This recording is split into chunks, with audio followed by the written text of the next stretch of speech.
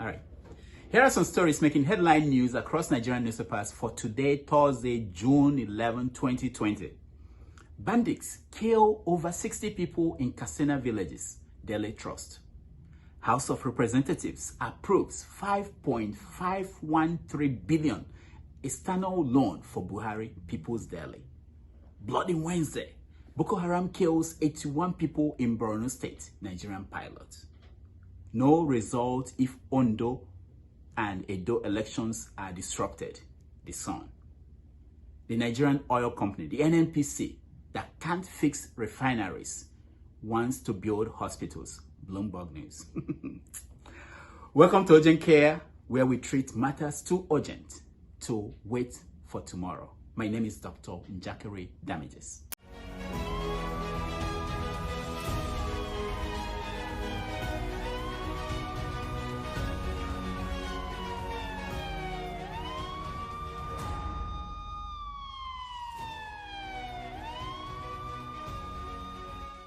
By the time you watch this, it is probably June 12th. Happy Democracy Day. Now, we used to celebrate it on May 29th, but we moved it to June 12th in honor of MKO Abiola. Now, for all you young people out there, MKO Abiola was a rich man who won the 1993 presidential election in Nigeria. But he didn't get a chance to govern because General Ibrahim Babangida annulled the election and refused to hand over power to MKO Abiola. After Babangida was pushed aside, then came our great benevolent ancestor, General Sani Abacha. Abacha locked up Abiola in prison, where Abiola died 30 days after Abacha himself died. Now, for that wonderful, sad reason, we say Happy Democracy Day to Nigerians today. Now, as part of the tradition, President Muhammadu Buhari will make a speech to Nigerians. Oh yeah? He recorded the speech for you yesterday, just as I was recording this. But don't worry, Femi Adesina will play it for you today. In his speech, Buhari will list all his achievements in the last 5 years. Wonderful achievements that have made your lives suck. He will also tell Nigerians where he wants to take Nigeria in the remaining 3 years of his presidency.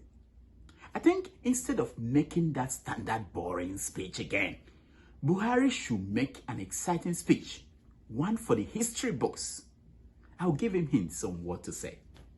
If he follows my advice, he will deliver the greatest speech of his presidency. I guarantee that. Now, here is the setup. In 2013, Muhammadu Buhari asked President Goodluck Jonathan to resign due to insecurity in Nigeria. Yeah, he did. From his Daura residence, he talked to the media. Then, the insecurity was mainly in the northeast and south-south. Since Buhari took over 5 years ago, insecurity, like cancer, has spread to the bones and the blood and every organ in Nigeria. Corruption has exploded. Elections are now jokes. The shaky Nigeria's unity is now non-existent. Freedom has fled Nigeria. In doctors' language of cancer treatment, under Buhari, Nigeria's cancer has moved from stage 1 to stage 4. This is the time to stop chemotherapy.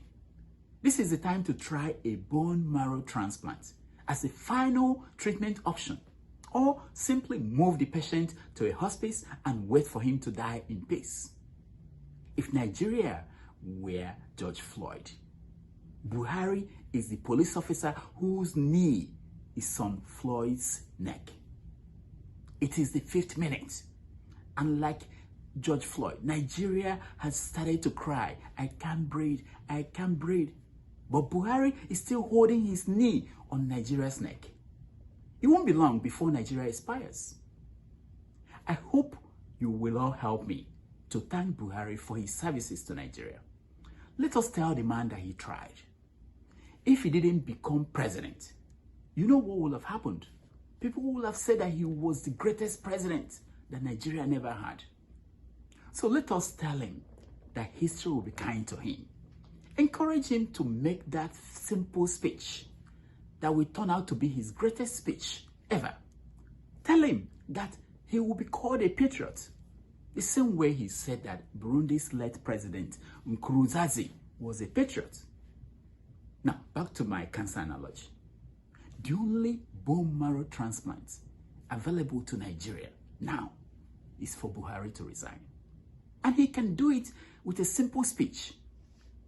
He doesn't need anybody to write it. I, President Muhammadu Buhari, hereby resign as the President of the Federal Republic of Nigeria, effective June 12th, 2020. Now, Nkurunziza was a patriot.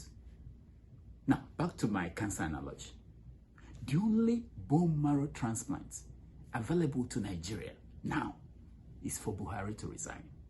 And he can do it with a simple speech.